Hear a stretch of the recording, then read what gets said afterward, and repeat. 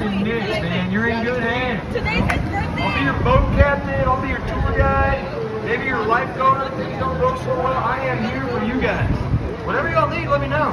If you want me to speed up, slow down. Can I get a beer? Donuts, turn on the whole AC, stop and get beer. This guy's fine. Y'all heard that, right? Speed up. Hey, whatever y'all want to do, we'll speed up. As soon as we come around this corner, we'll speed up for you, man. I got you. Whatever y'all need, let me know. Right, y'all paid $13.50 per ticket plus tax. Right? So that means we'll be here all night, right? Pretty bad. Now feel for you. I want to make this worthwhile. But Alright, make my wrist over. oh, look at this cruise Sorry, around. gonna be Check your it out. There's first a lot of cool stuff out here. Before I start all the history and stuff, I do have a couple quick safety rules. Safety is always a priority. I know it's no fun, but you got to do it.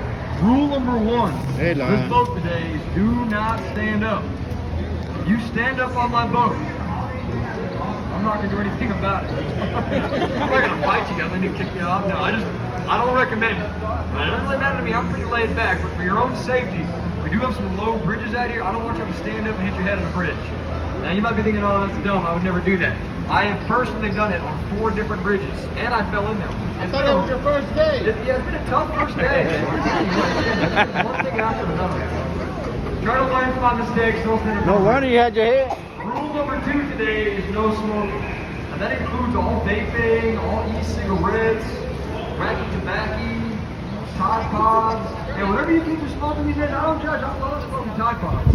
You just can't smoke anything down here on the water. We got a new city ordinance. You can drink on the river. The more y'all drink, the better this is. And you can smoke on the street, not the other way around. As long as we're keeping these rules, it should be a pretty safe little cruise around the river wall. If something does actually happen out here, though, yeah, it could. If we hit an iceberg, a big old Texas iceberg, like a shark attack that flips the boat over, we have life jackets on board. It is very important that you guys know the life jackets are right back here under these 2 silver floor panels next to me. So in the event of an emergency situation, I will be fine. This front row will be okay. The rest of you guys good luck. And I'll tell you the same thing I tell every other boat that I've ever sank. And I've been doing this for a long time. I've been doing this since last Thursday. Last sinking boats, right? When this boat goes down, I need you guys to stay calm. And I want you guys to go down with the ship. Once the boat settles on the bottom of the river, You got it. I want you to stand up. And I want you to walk out. This water's like 3 feet deep, man. You guys will be fine. If you actually ask me for a life jacket in 3 feet of water, I have to give you a life jacket. Company policy, so I will. But I will make fun of you mercilessly the entire time you wear a life jacket on my boat, man. You don't hear me. That's all I've got for the safety right there. So, welcome to the crystal clear waters of the San Antonio River. Bienvenidos, for anybody who might speak Spanish.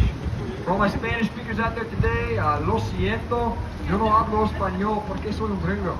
Gringos don't speak Spanish. I try really hard, man. Hablo un poquito, pero I don't know the important stuff. You know, like margarita, right? Cerveza, yeah, see all the bad words, you know. No senorita, no tequila. Yeah, I know propinas, right? Propinas, that's muy importante, right? What is that?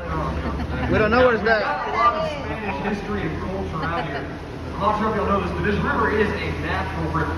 It's not man-made. It's been here for hundreds of years. It goes down south for hundreds of miles. That's why we have all this cool stuff going on. Now the river has always been here. The river walk is the part that's a little bit newer. We didn't used to be able to have all this stuff down here in the water like this because it used to flood really bad. And it stopped that flooding in the 1940s. So all of this really kind of popped up in the 40s, the 50s, and it really culminated in the World's Fair in 1968. Now World's Fair is a big deal. That's really what put San Antonio on the map. The world-class tourist sensation. We had a lot of people coming out here. Now it's kind of a problem. We had so many people coming out here that all the hotels in the area were actually sold out years in advance. All the hotels were booked up way ahead of time. There wasn't enough room for all these people coming out here. So there's a mad rush to build new hotels. One of the coolest ones we built was up here ahead of us on the left-hand side. This is the Hilton Palacio Del Rio, which means Hilton Palacio Del Rio. We built it in a really unique way. They only had 1 year to get it built because the World Fair was coming up. They had to build it in time for the World Fair. So they found a man named H.G. Zachary who broke all kinds of world records getting this thing done. He did what everybody else said was impossible. They built the hotel in less than a year. If you look at it, the first 4 floors were built right here like a regular hotel. That's the foundation. Every room above the 4th floor is a little cube-shaped unit, right? Little boxes built in a warehouse 8 miles south of here on assembly line. They were knocking them out quick.